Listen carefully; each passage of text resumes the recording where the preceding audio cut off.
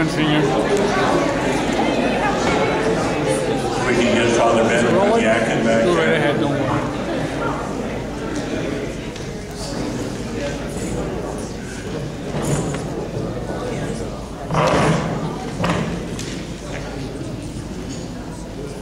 Good evening again. Thank you all for being here on this evening as some of our diocesan officials are gathering together with you to share a little bit of the state of the finances of the diocese. So let's begin in the name of the Father, and of the Son, and of the Holy Spirit. Lord God, we place ourselves in your presence, knowing your love for us, your care for us. We ask you to be with us, to help us understand how you fit into the diocese, how we fit in, and where all our time and talent and treasures can be part of what's going on. Glory to the Father, and to the Son, and to the Holy Spirit, as it was in the beginning, is now, and ever shall be, world without end. Amen. Okay, most of you have an agenda in front of you. It's also up on the screen. So I just welcome you again, and I'm turning this over to Adrian Smith, who is the newest member of our diocesan staff, part of the development, or head of the development office. So here she is. Thank you.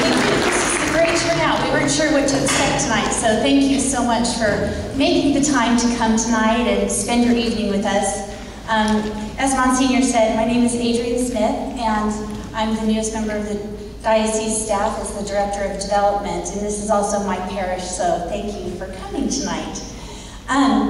By taking the time out and come out over tonight and to learn more about the diocesan finances, you are demonstrating your commitment to ensure that we continue to carry on the work of the Catholic Church in Idaho in the most effective, efficient, and Christ-like way. Bishop Mike wasn't able to be here tonight, but he sent his heartfelt wishes for us, and he did send a letter that he'd like me to read and start it off with this. So he says, "Dear friends in Christ, throughout the history of our diocese, dedicated clergy, religious, and laity have faithfully built the Catholic Church of Idaho through their witness and generous self-sacrifice. We who are beneficiaries of this rich history know, however, that the challenges faced in the past remain present today and call for renewed action as we discern what kind of church we want to hand on to future generations. Our pastoral plan, all at the table, provided a sense of purpose and direction as together we work to make our church ever more vibrant and relevant by engaging our youth, adults, nurturing strong Christ-centered communities, building Christian discipleship, and enhancing the life of all who serve the church, especially our ordained and consecrated religious. Part of our envisioning and preparing for the future also means securing the financial resources necessary to help us renew, strengthen, and sustain our ministries in service to each other and to those who are most in need. It is with this in mind that I have made the decision to move forward with a diocesan-wide capital campaign entitled Building on Our Past and Envisioning Our Future. In order to help parish leaders better understand why a capital campaign is needed at this time, I have asked members of our diocesan staff and Catholic Charities of Idaho to travel to each of the deaneries to present a financial snapshot regarding the Diocese of Boise, the Idaho Catholic Foundation, and Catholic Charities. They will also talk about the upcoming capital campaign and answer any questions you might have. Even though I'm not able to be with you in person, please be assured of my thoughts and prayers as you work with me and to build up the Church of God here in Idaho. I believe this is truly an exciting, creative, and holy time for our diocese. If we are strong in our unity and purpose, I have no doubt that God will bless us in ways we cannot imagine. Sincerely yours in Christ, Most Reverend Bishop Michael Driscoll, Bishop of Idaho. So I thought that was really nice that he wanted to express his gratitude for you coming tonight and listening to our presentations. And so, again, the purpose of this evening is is to the state of the diocese here with Catholic Charities, the Catholic Foundation, and the Diocese. The report has been published in the ICR, and you should have received a copy as you entered this evening. You also should have received some other materials for the night. In addition to the financial presentation that we'll be giving, we also will be talking a little bit about the capital campaign. The Roman Catholic Diocese is made up of 52 parishes, 28 missions, and 14 Catholic schools. There are over 170,000 Catholics in Idaho, and we are spread over 84,000 square miles. Chuck Lawrence, the Director of Finance, will be giving us a full report on the diocesan finances later in the presentation. Catholic Charities of Idaho is the social services arm to the Catholic Church, as you all know, and they do just an outstanding job. Landis Rosary is here tonight, and she will be talking about their mission and goals and talking more about their financials as well. I would like to take this time to talk to you about the Idaho Catholic Foundation. You may or may not know that the foundation was established in 1990 by Bishop Brown. In 1997, it was incorporated as a 501c3 separate charity. The purpose of the foundation is to provide and assist donors to provide long-term needs of Boise by raising funds and holding and investing assets in the diocese and related Catholic schools and parishes. So that didn't come out very well. The foundation has investments that others, parishes, other community leaders, other parishioners hold in the foundation, which are invested. And Chuck will also be talking about those coming up. What are the different investments that we hold in the Idaho Catholic Foundation? We've had a board of directors, but it's been inactive for a number of years. Right now, we're busy building that board of directors statewide with laity and clergy, and we're looking forward to having statewide representation and building that board to be strong and faithful and represent the Catholic community statewide, like I said. We definitely want to have representation everywhere. So we're right now trying to identify those leaders who have their time, talent, and treasure, and their whole faith invested in the Catholic Church. So also, sorry, I got totally off track of that, but we also are going to be talking about the capital campaign that's coming on. And we've got Megan Wright with Guidance and Giving here with us this evening, who is going to be talking about the capital campaign, why we're having this capital campaign, and how it's going to be benefiting our parishes and the diocese as a whole. That really this is going to be helping our whole Catholic faith, and we're really looking forward to telling you more about it and telling you how you can be involved. So thank you again so much for being here tonight. I'm going to pass it off to Charles Lawrence, the Director of Finance, who's going to talk to you more about the finances and dig into the different details of those with both the Diocese and the Catholic Foundation of Idaho. So thank you very much.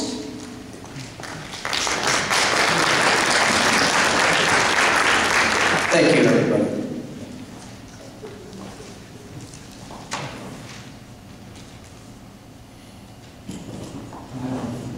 I'd like to talk a little bit about, first of all, talking about the Roman Catholic Diocese of Boise and the financial position that they're at. Most of you have this in your hands.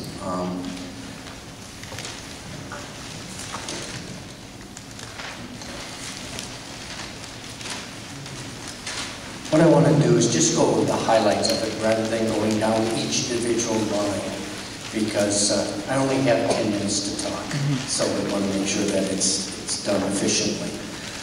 One of the things I just want to highlight is, if you notice that on the top line where it says total revenues and support, if you'll notice from 2010 to 2011, it dropped. At the same time, our expenses, we also looked at the expenses too, and we dropped them accordingly too as well, because one of the things we're looking at is making sure that we do good stewardship and only spend the money that is coming rather than spending pie in the sky. So we're very in tune to what the budget is and trying to make sure that we follow within what we have set for guidelines. A couple of things that to talk about on this is to remember we do have the full audit report. We have an audit every year, and it is on our website, so that if you want to, you can go and get the full detailed breakdown of what it is. Also, we did have an article recently in the Idaho Catholic Register that discussed about it as well. So most of these figures should not be new to those of you that have looked at them. A couple of things, though, that I want to talk about is trends. Some of the things that we have to worry about for the future, and one of the reasons why we're looking for this capital campaign. One is insurance. I don't have to tell everybody we know about the state of the insurance, that, gosh, we don't know from one year to the next what's going to happen. All we know it's going up. We just don't know by how much. Just to give you some information, is total insurance for the diocese in 2010 for medical, property, liability, and umbrella was $4.1 million. In 2011, it was 4.8.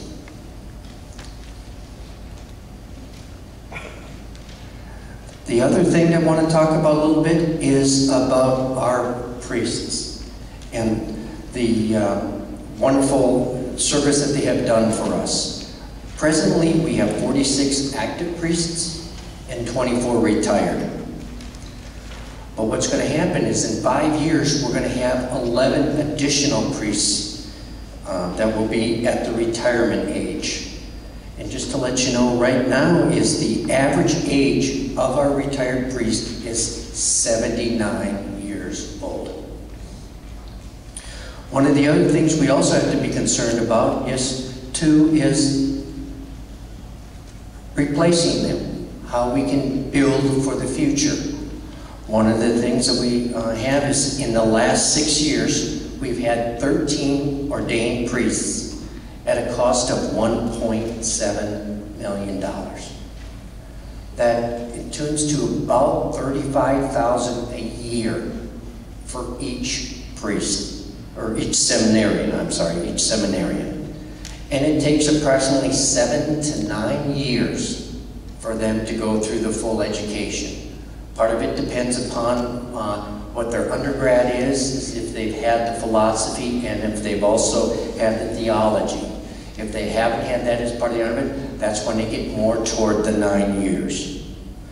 Presently, we have 8 seminarians in the program right now. We project by the year 2015 to double that, to be between 15 and 20.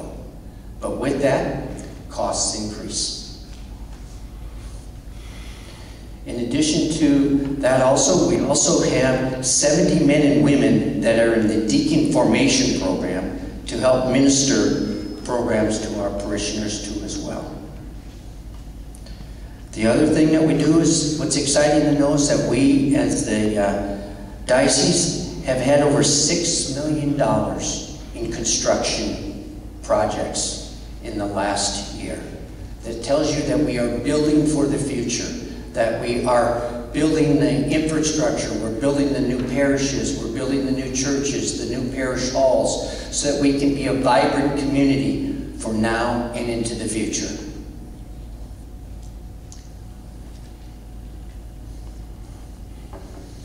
The other thing that this campaign will help out is Catholic schools. Right now we have 14 Catholic schools, but presently the diocese supports this school to the tune of about $130,000. One of the things we're looking at with this capital campaign to help out the parishes, because the parishes are the ones that really finance the schools. Part of the thing with this capital campaign, it was also built the scholarships to help fund the students that are going to that, to help attract them more into the Catholic education.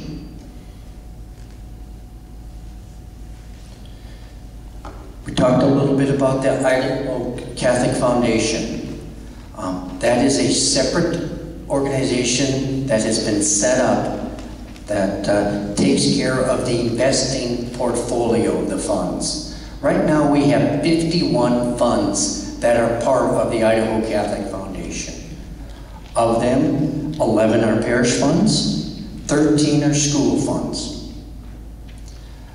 The rest of them are with the diocesan funds that we have. One thing nice to know about these funds is that there's a policy, investment policy in place for them. What we have on that is we also have a professional person that looks over them, Canterbury Consulting. So we have an investment manager that looks at them to verify.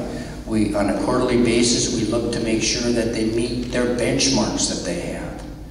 Recently, we just went over the first quarter. I'm proud to say that we beat the benchmark by approximately 1%. So we are working hard on making sure that the investments grow, because one of the things you've got to remember is when the investment grows, that allows us to then be able to fund more of the programs that we're looking for. Because how we do that is we use what we consider the PPG, which is the Prudent Person Guideline.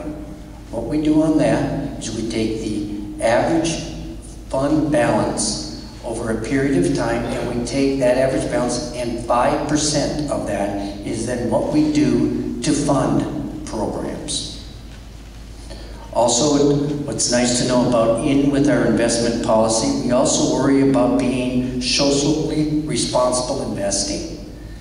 It's nice to know that in the last year, I have had the investment people sell 8 different funds or different deals that we invested in because they did not meet the Catholic criteria for it. Some were dealing with stem cell research, other ones were dealing with military issues, but it's nice to know that we are actively looking to make sure that investments, that not only are they making money for us, but we're being socially responsible as we do it. With that, I would like to turn it over to Landis, and she will talk about Catholic Charities. Thank you.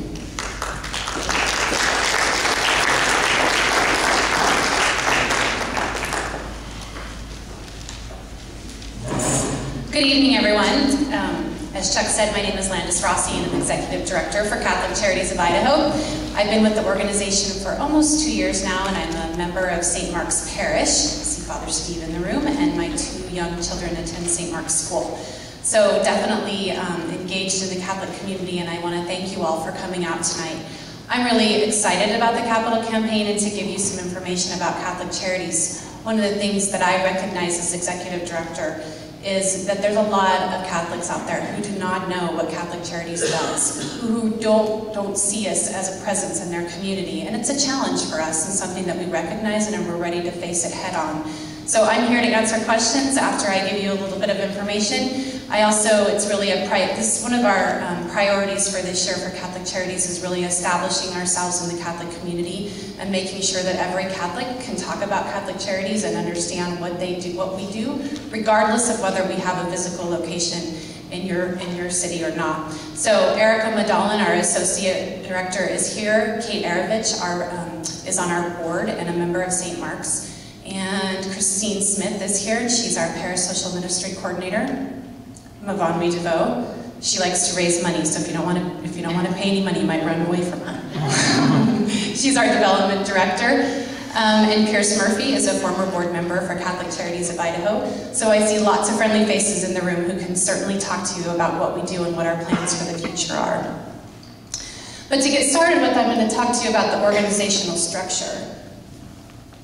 We are a separate 501c3 nonprofit organization. So while we are supported by the diocese financially in a small amount, we are a separate organization. We have a governing board of 17 directors who ensure that we're in compliance with our bylaws, with our articles of incorporation, and our policies. Our board is representative statewide. We have board members from all across the state who are making sure that we are delivering our mission to the best of our ability and to the capacity that we can given our funding across the state. The Bishop of Boise, as outlined in our Articles of Incorporation, is the president of our board. So Bishop Mike sits on our board of directors, and he's also the founding member of Catholic Charities. So he really is the heart and soul of what we do. When he got here 10 years ago, he recognized there was not a Catholic Charities, 11 years ago now, and it was one of the things that he brought to the community fairly quickly was Catholic Charities, and it is something that he's proud of, and something for me that I'm very proud of, to know that we have a bishop who is so supportive of the work that we do, because I can certainly tell you when I meet with other directors, it's not the case across the country. It's not always the case, but we are very lucky to have a champion in Bishop Mike.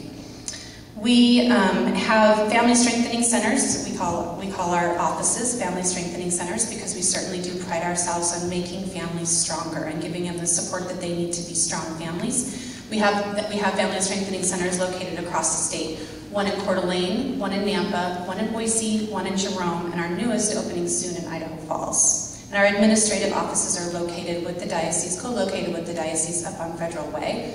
And we have 21 staff located across the state, but we also rely heavily on volunteers, interns, Jesuit volunteers, and Vista volunteers spread out through the entire state as well. As I mentioned, we were founded 11 years ago by Bishop Driscoll, and we are really, as Adrian mentioned, I often describe us as the social service arm of the church. We are part of a continuum, part of a network of different ministries within the Catholic Church, but also strong community partners who are invested in helping low-income people, people in poverty, move out of poverty. And that's really, I think, a simple way to describe what we do is really the social service arm of the organization, of the church. We often get confused with Catholic Relief Services. We'll get checks coming in for Catholic Relief Services, and as much as I would like to cash them, we are a different entity altogether. Catholic Relief Services is really the international arm of the church, while Catholic Charities is the domestic arm of the church. We are founded, and our foundation is really based on 7 principles related to Catholic social teaching. I'm a cradle Catholic, and when I came to Catholic Charities, I did not know what Catholic social teaching was.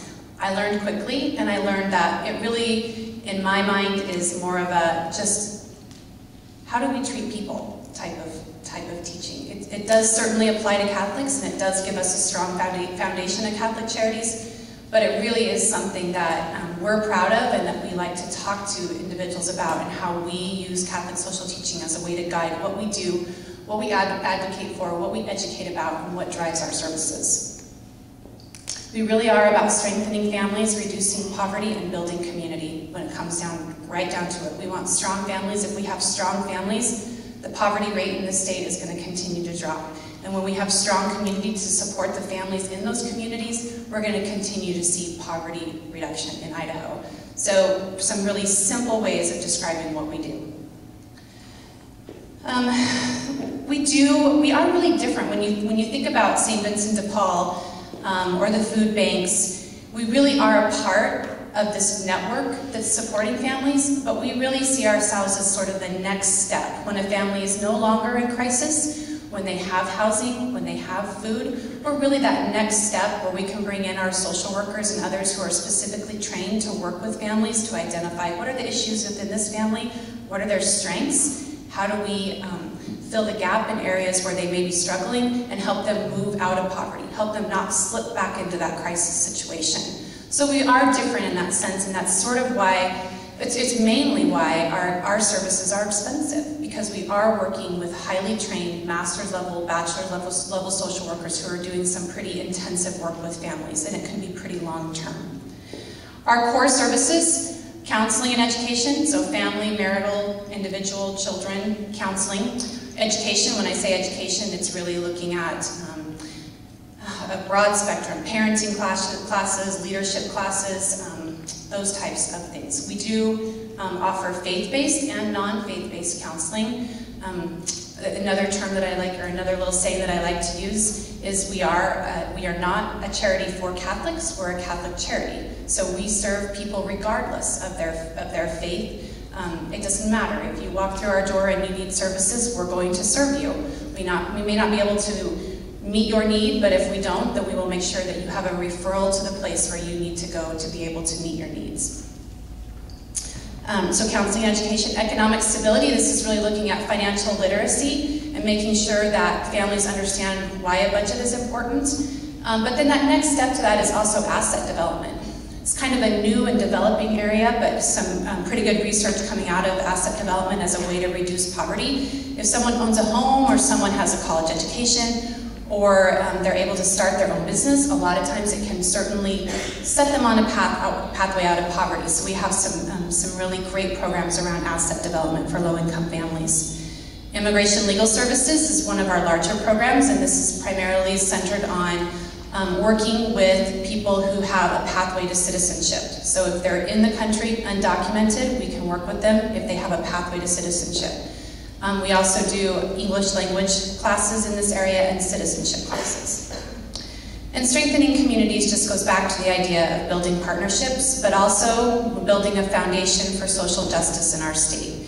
We have one mighty person in this area. We need about 50 of them. And some of you may know Christine Smith, but it really is her area of expertise is working with parishes and the community around understanding Catholic social teaching, understanding the social ministry of the church, and building a foundation, at least at the beginning with Catholics around social justice and understanding Catholic social teaching. I skipped slides. Oh look, there I am. History and purpose. There's a picture of Rocio. Many of you probably knew Rocio Gonzalez, former executive director. And then Marie Hoff, who was our original and founding executive director. And it was really fun a couple years ago. We had loaves and fishes and all three of us got to be together. It was fun. I talked about programs and services finances. Our annual budget is about $1.2 million. And we have a really diverse set of funding streams. So in the handout that you guys have, you can flip and you'll see the page where it shows where the funding sources for Catholic charities are.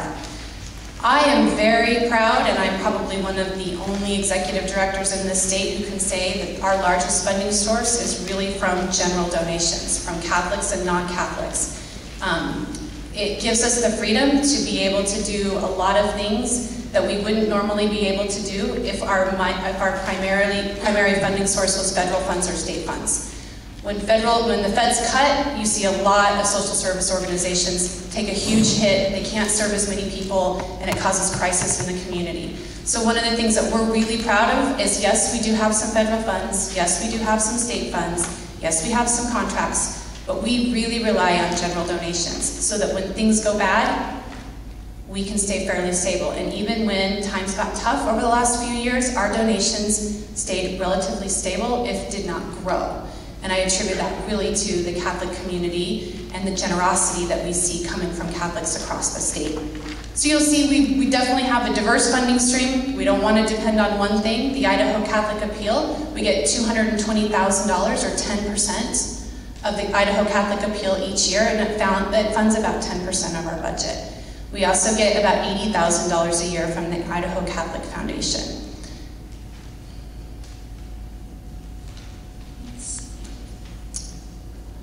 We, like the diocese, go through an annual audit from an independent auditor. So they come in, they take a look at everything from how we code our expenses to how we report to our board. Everything you would ever want to know about the finances of the organization, these auditors go through.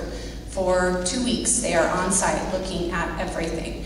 And then at the end of that, they produce a report that basically says, yep, this organization is financially sound, they're doing what they say they do, they follow their policies, and their board is engaged and knows what's going on. So we have that audit every year. We've always had a clean audit. That audit can be found on our website as well. One of the things that donors often look at and others look at is your administrative costs when you're talking about a nonprofit organization, and how much of those funds that are donated are going towards administration, or how much is towards my salary or Erica's salary or our director of operations salary.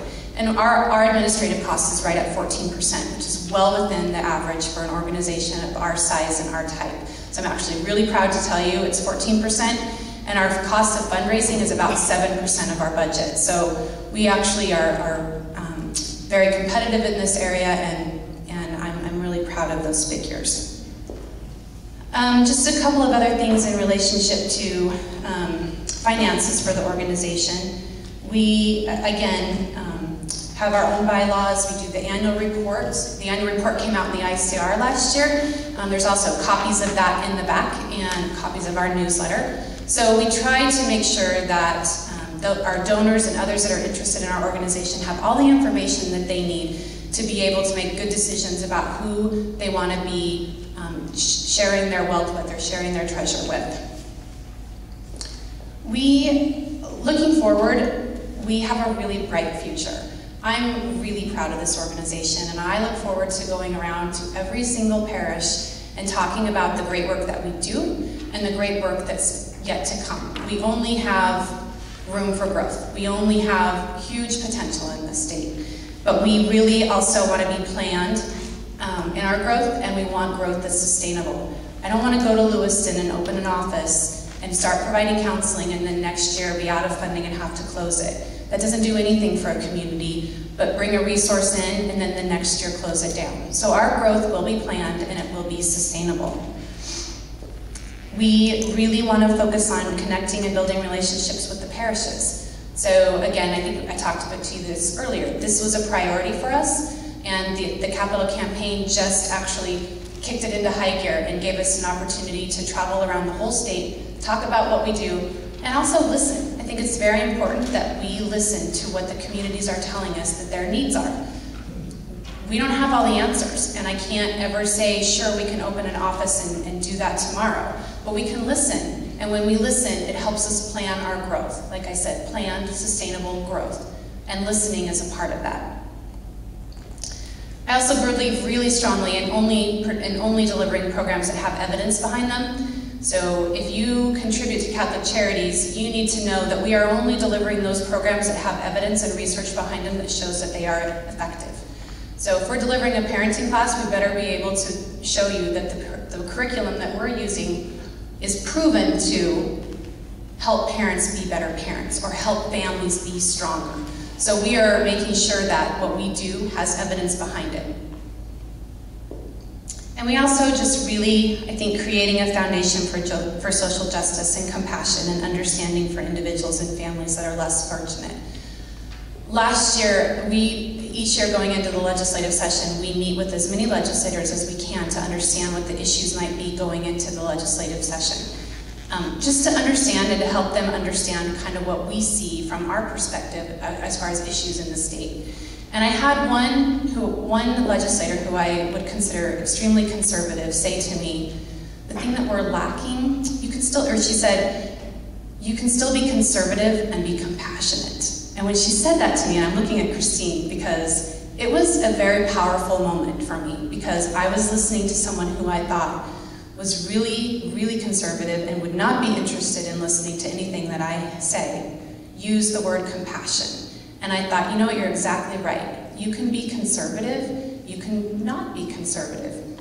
You can be whatever you want to be, but if you have compassion, then it brings us all together around one thing, and making sure that we are fulfilling the social mission of the church, and that we are living out what Jesus challenged us to do. And that's really how I see Catholic Charities fitting into the Catholic community, and I hope that if you have questions or concerns or ideas, that you come to me. And I'm not going to make you promises we can't keep, but I certainly am willing to listen, and I know Erica and Christine and our board members are all willing to listen, because that's the only way that we're going to be able to grow and be efficient and effective and meet the needs of the different communities across the state.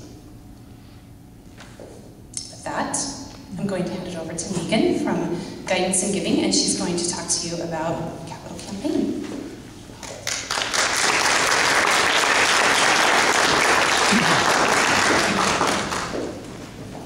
Thank you all again for coming. My name is Megan Wright, and I am with Guidance in Giving. Many of you know Guidance in Giving is a stewardship and development firm. We only work with Catholic parishes, schools, and dioceses, And we actually came to your diocese a little while ago and worked on the feasibility study on whether or not this diocese was ready for a campaign effort of this magnitude. Now, something that we found through the study and in talking with people is, while some of the things we asked about, maybe the potential wasn't as high to raise those funds as we would have liked, the desire to build for the future was there. It was the desire to build for the future and the understanding of the responsibility of passing things on to the next generation, which led to our recommending to your bishop, you could do this. You can do this campaign. You can have a very successful one. He took that under consideration, and as you heard, the decision was made to move forward with this campaign. It's a 4-year campaign. That's not a 4-year cycle of solicitation. Over the course of 1 year, every parish and mission will be participating in this effort. Redemption takes place over the course of the next few years until the funds are fully realized. Now, the campaign goal for the whole diocese is going to be $15 million. And many of you heard that figure when you came to the convocation. And what we did is we gave a little preview and started talking about exactly how does that 15 break down? What does the money go to? In essence, what is the case? What are we going to be spending money on and how is it going to be spent? So the 15 million breaks down in this way. We have 1 million in a new infirm priest fund. It's going to be an endowment inside the foundation to assist with extraneous medical costs that come up for our retired priests. 1 million will go for the ongoing education and formation of both seminarians and clergy. So it's going to be a new fund which helps the pieces that are already there, investing into the future to kick things off. 3 million for Catholic education in schools, parishes, and colleges. 2 million of that is going for an endowment for tuition assistance for Catholic schools and also for education and formation programs in parishes, grants for programs and outreach directly in the parishes. The remaining 1 million of that is dedicated for program and facility upgrades at the campus ministry centers. Okay. Based on the feedback, 2 million is going to be earmarked for charitable works of the church. That includes 1 million endowed funds so that individual parishes can apply for grants for their local level outreach. And that came back directly from the study as something that people saw that they needed, some support for what they were doing in their charitable works. That can go for things such as food banks, St. Vincent de Paul's, outreach level for charity on a parish level. The other $1 million is going to start an endowment for Catholic charities, which we hope to build on in the future with investment to continue the ongoing growth, the planning, the sustainability, to keep things moving in a positive direction from Catholic charities. 2.5 million will fund the 2013 Idaho Catholic Appeal. And those funds will actually come as first funds because the Idaho Catholic Appeal in essence, does what your parish offertory does. So it turns on your lights, it runs the normal programming, and those things still have to continue to happen on a normal basis. The campaign is funding for the future. So this 2013 figure needs to be funded first out of the campaign funds. The appeal will only be included for 2013, and it will return in its normal format in 2014. That's really important for everyone to understand, and it's our job to communicate that effectively and make sure people understand as they're considering what they are doing for the future, that they don't forget about what's going on in the present. That includes both what they're doing on a local level at your parish, what they may be doing for the appeal, what they may be doing on their other charity work, and their consideration for moving on into the future. Now, $5 million of that 15 is going back to the parishes in what's called parish share. And that's a pretty strong figure coming out of 15 million. And what it breaks down to is this. The ICA gets paid off of the top. Every dollar raised above the ICA figure in your parish, 40 cents comes back to your parish. So over the course of the campaign, it comes out to quite a bit of money that can be used for local needs determined by the parish, whether that be a building project, whether that be a program, whether that be starting your own endowment for what you want to invest in the future. It is the decision of the parish on how they would like to use those funds in the future. So 40 cents on every dollar raised above the ICA comes back to the parish. And then included in the campaign itself are a portion of what would be the administrative fees for the campaign itself. It does cost money to raise money, and we're basically taking part of what comes in for the campaign to fund what it would cost to run the campaign. So those figures are included as well. Now with that amount, if you take a look at a $15 million goal, what does that mean for your parish and the parish goals and how they break down? You heard in Chuck's presentation, the offertory income from this diocese is in between $14 to $15 million. So basically, your parish's goal for the campaign will be approximately 1 times your offertory figures for 2011, payable over 4 years. It's not an assessment. It's not something that you'll have to make up in the end. It's made up of 2 components. The first would be your ICA portion. The next would be the campaign case elements and how that breaks down. That also includes, your total goal includes what you would be raising for yourself to bring back. That's part of the parish share, and it's included in that figure. With that in mind, we know that some parishes have extenuating circumstances. They're in the middle of their own building projects. They have things that are going on. They need to raise more than what 40 cents on every dollar over the ICA would do, and in fact have been planning in the future, in the near future, to enter into a campaign. So what do? Well, what we built into the system, and you actually have a handout that you had received as well. This was just approved. This just came down. It breaks down what in essence are 2 options for the campaign. One would be a good faith effort. One would be a combined campaign. In a good faith effort, you have your goal. As we said, it's approximately 1 times your offertory income. Based on that, you're receiving a certain portion back for yourself. Once you hit goal, your parish begins to earn 75 cents on every dollar above goal received. So it's going to flip. You're going to get more as you go over goal. That comes back to you. To qualify for a good faith effort, you work with guidance and giving. We establish the plan, we tweak it, we make it work for your parish. We have receptions, we invite your parishioners in, we let them make the decision on how they're going to give to the campaign. If you hit goal, great. If you don't, it's not an assessment. It's a good faith effort. The second option would be the combined campaign. And that, as I said, is the situation where your parish has extenuating circumstances, great financial need. You need to run a campaign on top of what's happening, and you need to do it now. Now, the share portion for this diocese, including what happens when you flip, when you go over goal, you're now getting 75 cents on a dollar over goal. There may not be many parishes who find the second option appealing, because in it, what you're going to do is guarantee the ICA portion of the goal, and you're going to guarantee that 60% of what's left to the diocese. So you're saying, okay, diocese, we agree, we want to participate, but we need to focus on our campaign. So we're going to guarantee that, and we're going to run a campaign on our own. That guaranteed portion is payable over the 4 years in quarterly payments.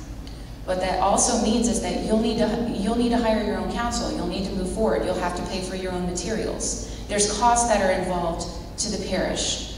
So on the back, we actually broke down what it would look like for a parish of, let's say, 500 to 1,000 families. They have 500,000 annual income in 2011.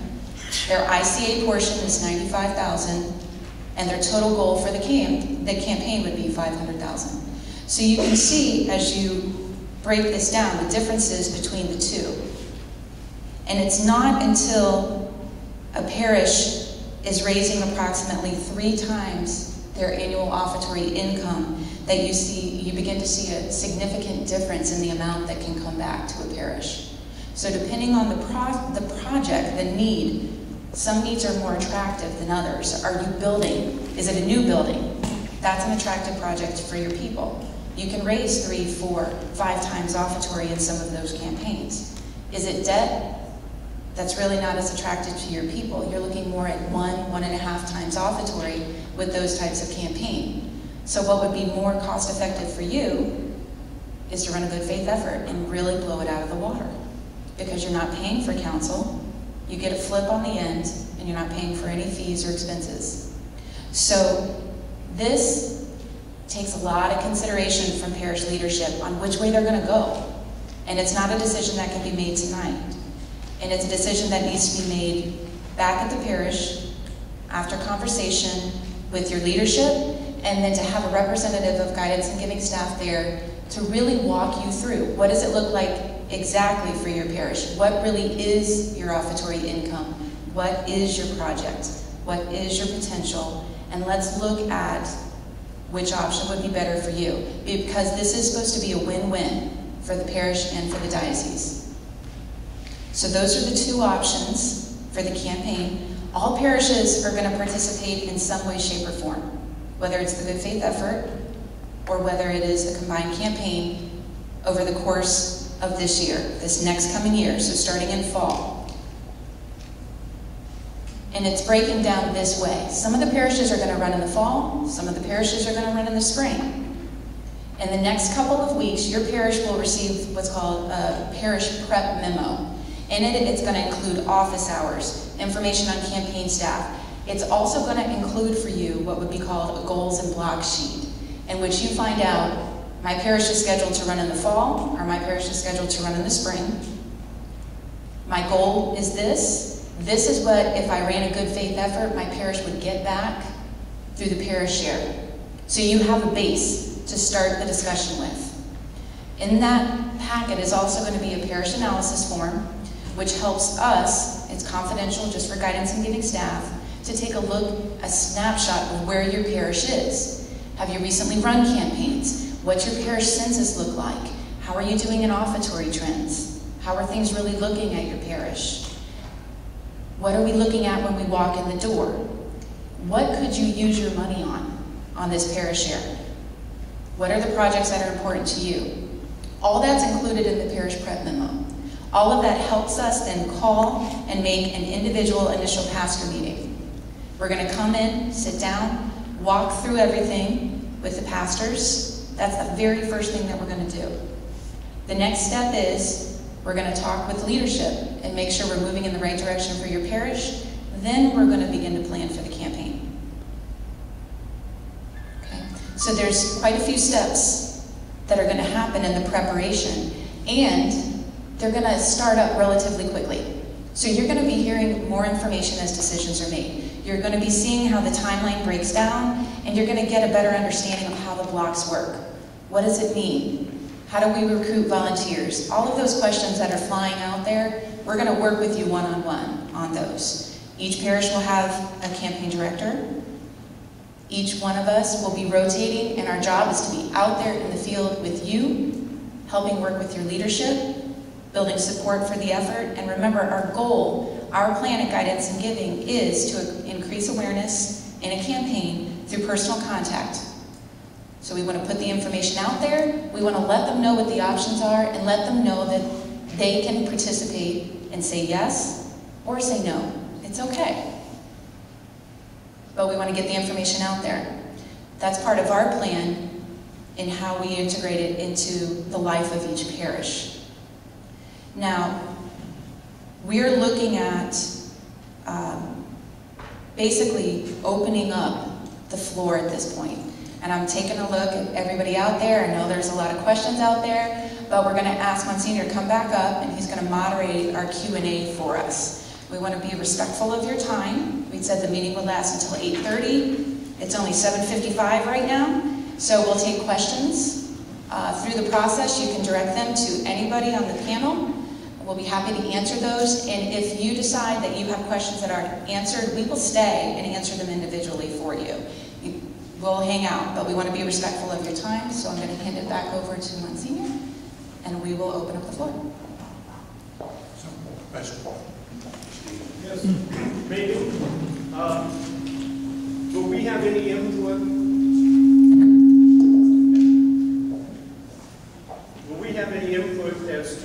not our campaign will be run in the fall or in the spring? Great question. We're in the process of forming what's called a priest advisory committee or council. And if you receive your assignment for block and there's something that comes up, you really cannot run it, all you do is petition to the board, and what we'll do is move you to the second block. In the same respect, if you find out you're in the second block and you think, I really want to run in the fall, same thing applies. All we need to do is know what the circumstance is. Now, there were a few parishes who did let us know through the study that they needed to run later, and we've respected those wishes from the study in the assignment. Thank you. Would you talk a little about the Pastoral Advisory Committee? I don't know if that feedback's from me or not. I feel bad. I'm sorry. I think you're too close to the speaker. Oh, okay.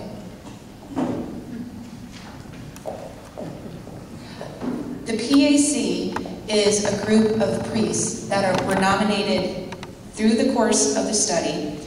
What they do is they come together and they help the bishop, one, work through the goals, get those approved, take a look at individual parish cases, so what would you like to spend funds on, and they take a look at things like, can they complete that project that they want to do with the funds that they'll get back? Will this be successful?